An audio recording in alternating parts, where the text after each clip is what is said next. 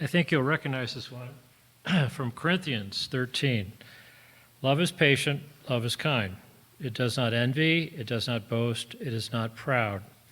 It does not dishonor others, it is not self-seeking, it is not easily angered, it keeps no record of wrongs.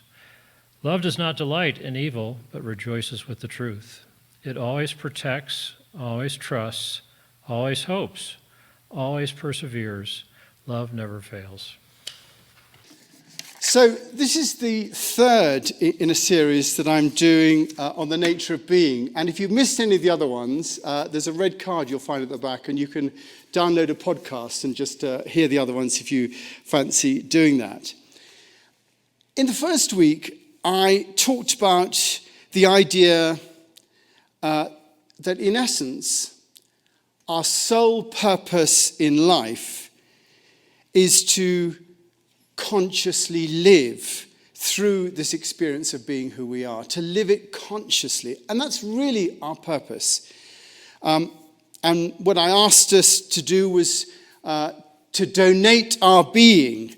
So it could be used by God in the evolution of creation. I had a being donor card, which you can find at the back of the chapel there. And the idea is, you give yourself up to that unfolding of life. You become a living sacrifice, made holy by giving ourselves over to the ground of being, which is another 4 words for God, ground of all being. It's a good expression of God. And that by giving ourselves over to that purpose, we join with the love that's at the center of all things and express that love in creation. I handed out those being donor cards, which you fill in really as an expression of consent for yourselves. Remembering that Thomas Merton's definition of faith is intellectual assent. You just say sort of yes to the spiritual life. And filling in that card is a moment of intellectual assent. It's a moment where I say, yes, I give up my life to the unfolding of creation.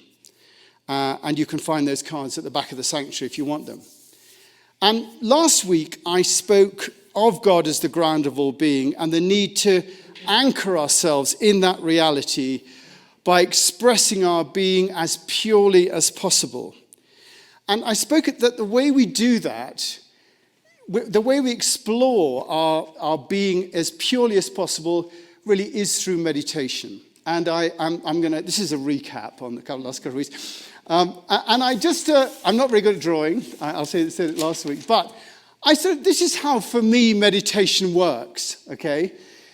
You're there, and it's all about the breath, and almost as you breathe in the meditation, you sort of breathe in and just imagine this circle, and then breathe out. And the whole idea is to make a decision to follow every single breath, to not lose a single breath. And the idea of that is you put your attention in your hearts rather than your minds running things. So to do that, it's always very difficult because you're always thinking about the latest episode of Succession or whatever it is.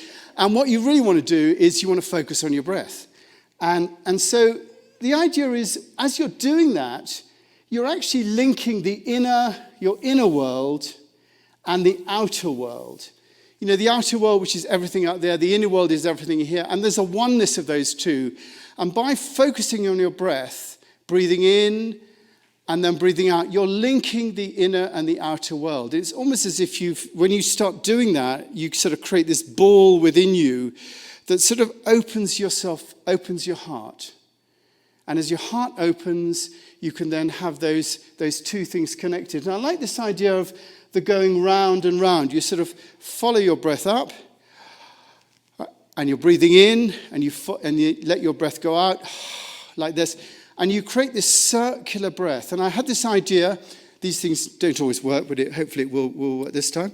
I had this idea that really it's like that, a gyroscope, And when you've got a gyroscope, he says, taking the sellotape off so I can actually make it work. So when you've got a gyroscope, it's interesting with a gyroscope because it'll just stand totally, like that because of the circular motion that's going on. Normally that would just fall over, but because of that circular motion, it is actually able to support itself. And the idea in meditation is very much like the gyroscope. With that circular motion, you sort of create this organic ball that's inside you that sort of has your mind quiet and completely, just follow the breath, and it just opens your heart up. And then that opens to the heart of love that's within us, the ground of all being. You know, the way that we do that. I'm going to stop this before it crashes out like that. There we are, good. So that's the demonstrations over for those bits. So the idea is that by giving ourselves over, you know, we open ourselves up to that. And I mentioned a while ago that we all try to look for our purpose in life. And most of us try to act in the best interests of ourselves and our families and our wider community. You know, when we look at our lives, we want to make a good contribution to what's going on. But what if the very fact of living was the contribution that we're making, the very fact of aliveness? What if all we're asked to do, as I said earlier, is to live consciously? And that act of living consciously is the only loving action we need to take to make our contribution to life. That our very beingness is the most important thing. When we enter into practice, and just say here, I'm quite big on spiritual practice, meditation, stuff like that. I always think that really that is what enables us to connect. It's so difficult with the world going round all it is to connect with something deep within us. And so I think a spiritual practice, a meditation practice is what's important. And the difference is, when you talk about practice in athletics or music or art, practice isn't the real thing. It's what we do so that the performance on a specific day might be the best. You know, we practice so that they can, have it be great. In those circumstances, practice is not the real thing. But our spiritual practice, the meditation, that is the real thing. It's just as real as eating a meal or working or going for a run. It's not practice then in the sense of practicing for another time. It's practice in the true sense of the word. Now, the word practice comes from the Latin word practicare, which means to perform or carry out. Practicare is to perform or carry out. So we are performing or carrying out in our meditation our true being, not for the sake of some other time, but it's for our own sake that we carry it out there and then. And if you're interested in developing a practice, my office is always open. I'm really interested in if people want to talk about how to develop such a practice, please do give me a call. And we really, in doing that, we really hope that the quality of our being in the rest of our lives will also be informed by the level of purity that comes from the heart rather than the mind. We hope that our interactions in our day will be more conscious, that we'll live in our hearts more than our minds. And so we'll keep that portal of love within us open more than it's closed. To keep that ball at the center of ourselves revolving so that the inner world and the outer world are united. And that takes us to how our relationship with life changes when we live more consciously. As we live life with that portal of love open, where the mind is not distracting us, but where our hearts are open. And the first thing I want to say about what changes is that we become connected. Connected through our hearts to that center in the universe, to that which creates all things, which in turn is connected to the love that's being expressed by everything around us. And, that love that creates us, that gives us our life, that gives us our very being, is the same love that, created these pillars that are here, or the chairs, or the lecterns, or other people. That love is expressed through all things. All of them are expressed and driven by that love which is at the center of all things. And if they weren't driven by that love that is at the center of all things, they wouldn't exist. there is the ordering principle that makes them exist is that love, whether they know it or not. So our inner world and our outer world become connected. When it's our mind running things, there's a disconnection, a separateness that's created by the mind. The mind thinks for itself and actually for little else. Its strategies are created out of what it's learned from the past, and therefore are very limited. Maybe 50 years or so of experience in your mind, and though in some cases probably less. However smart minds are, age is no guarantee of smartness, by the way. However smart they are, they've only got 60, 50, 40, 30 years worth of experience that they're basing everything from. And that is nothing compared to the millennia that is contained within the universal mind. Now, the nature of mind is just an ordering principle. Mind is an ordering principle. And, our rational minds, they order what we do and what we see. But we know that there's a planetary mind because there's definitely an ordering principle that keeps things going the way they are. And there's a universal mind because actually everything just stays, the way it should be. There's an orderingness there. And that mind, that universal mind, has always been there, creating the conditions for the evolution of consciousness. And what we're talking about in evolution is not, your child developing an extra thumb for texting. That's not evolution. The way evolution works is it is the evolution of consciousness. The fish became conscious of something outside the light, and so they dragged themselves out the sea. It is all about consciousness. Plants, everything. And we are the flower of that consciousness. We are the universe made conscious of itself. We can self-reflect. And, that humanity is the high point of the evolution of consciousness. And it does continue.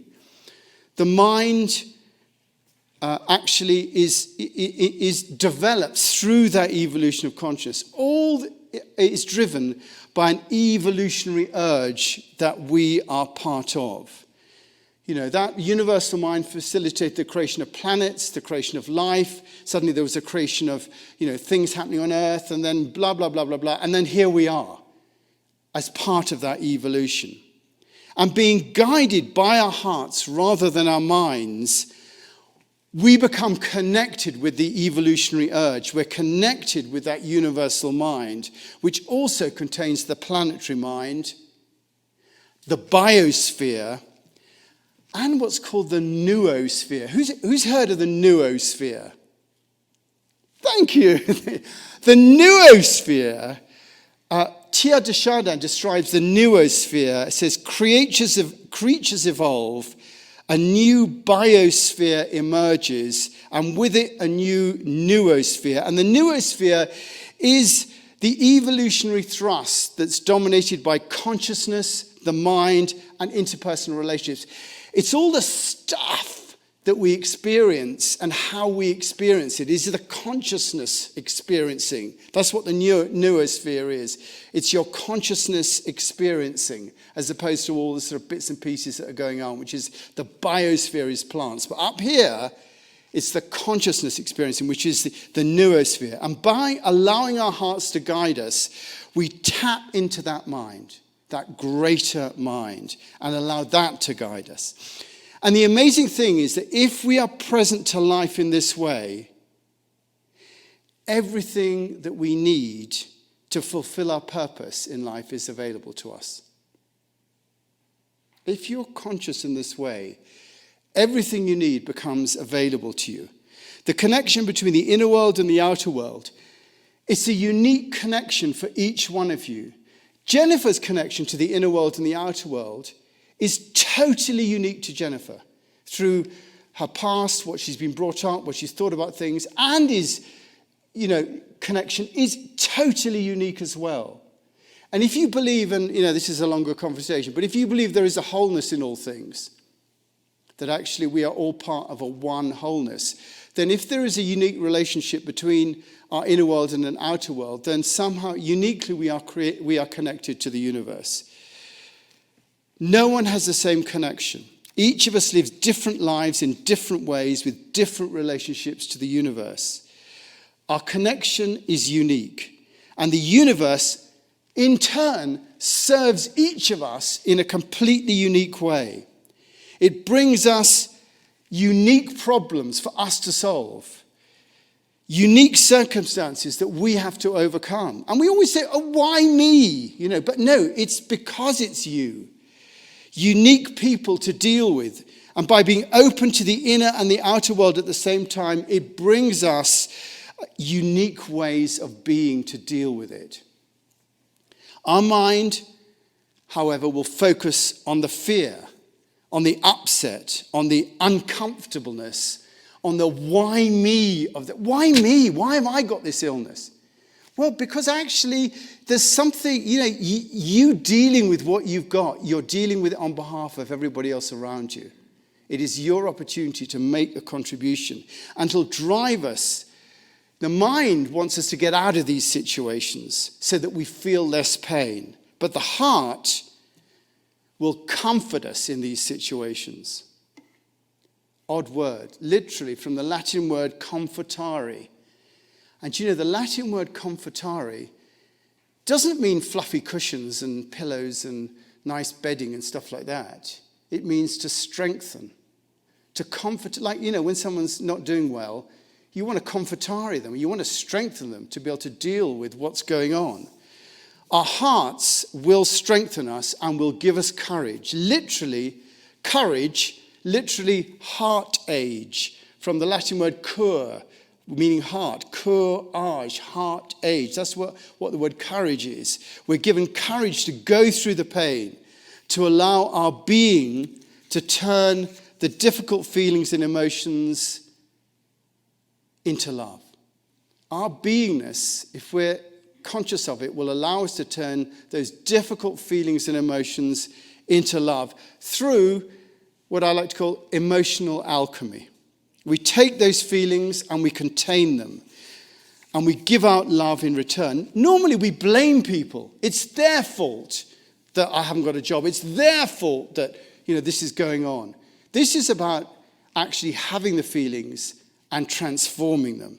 And that's the way of the heart. And the way of the heart never fails. That reading from Bruce, love is patient. This is a description of heartedness, courage. Love is patient, kind, does not envy, does not boast, is not proud, does not dishonor others, is not self-seeking, is not easily angered. This is just a list.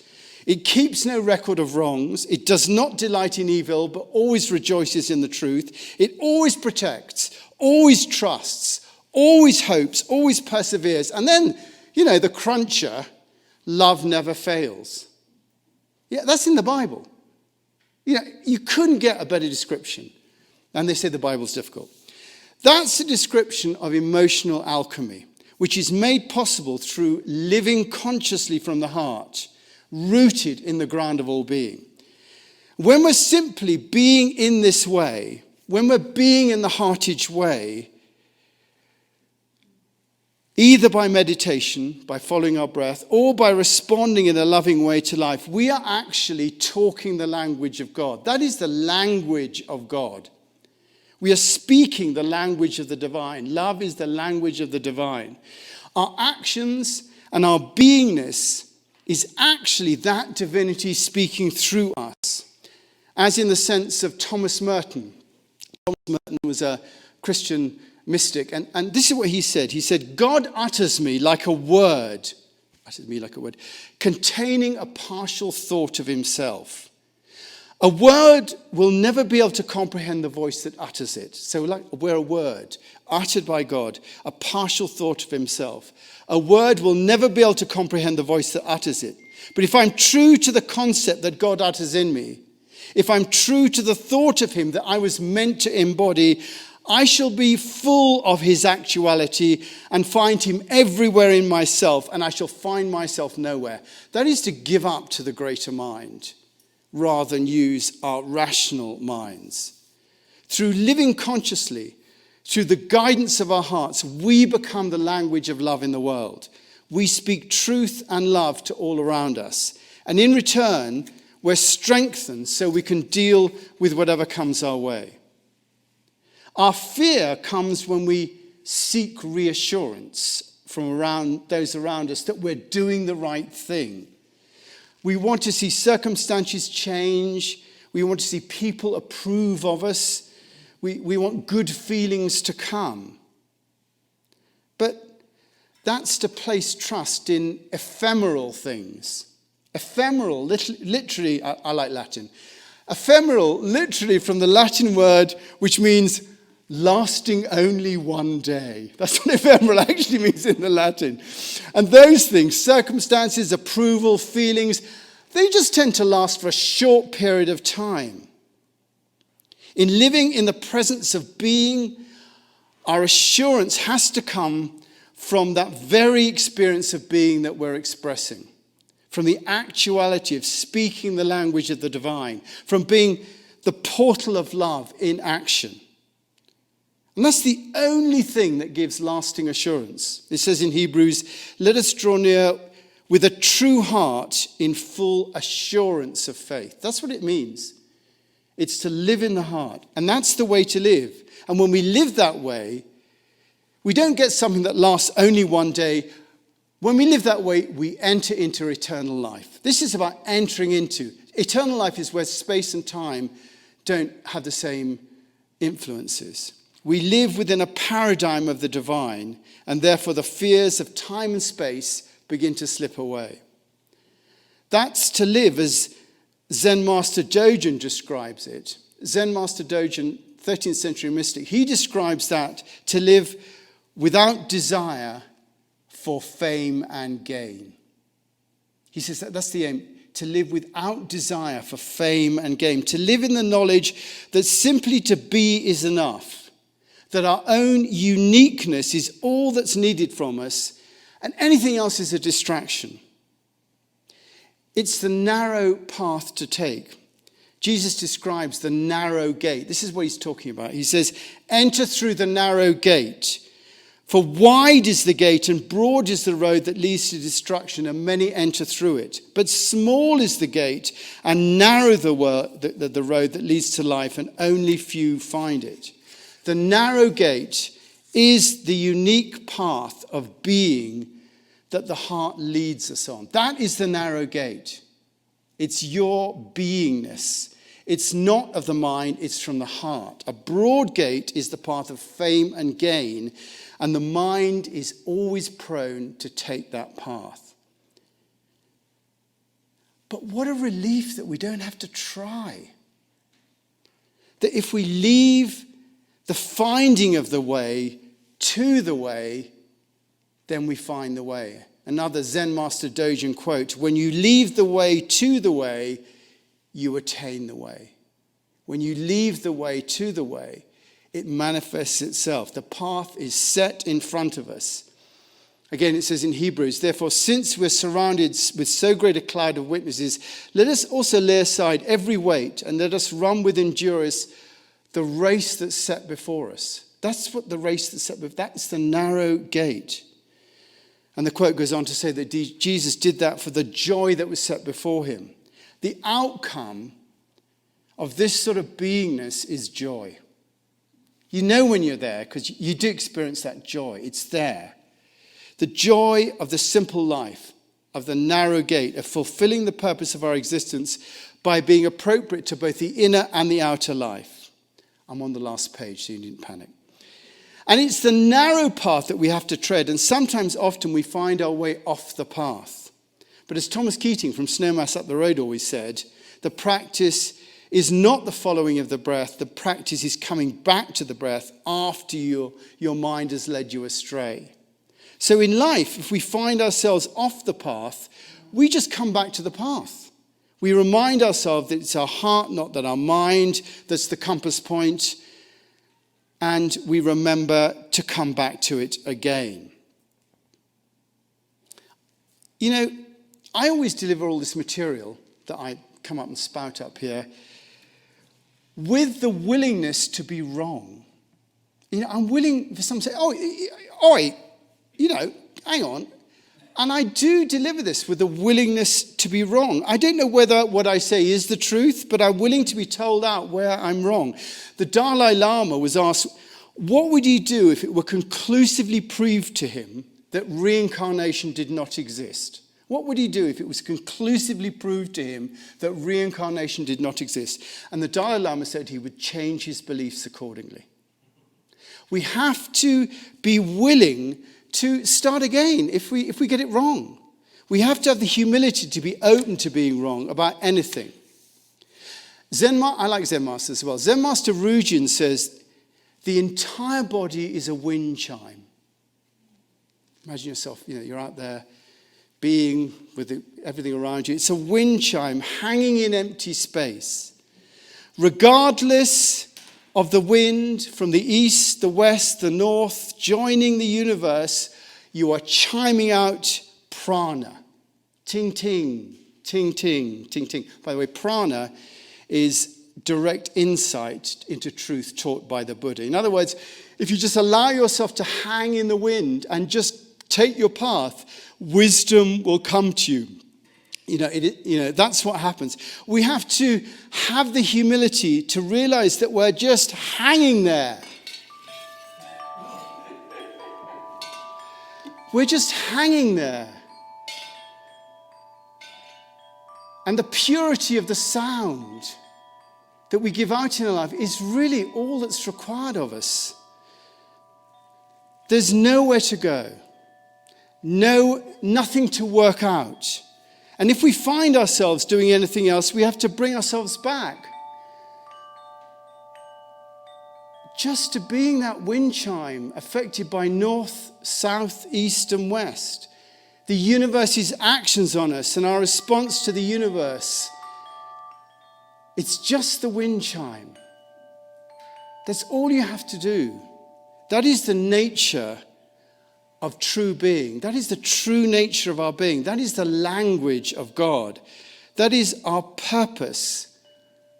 Our purpose for being in the world is to chime out our own wisdom.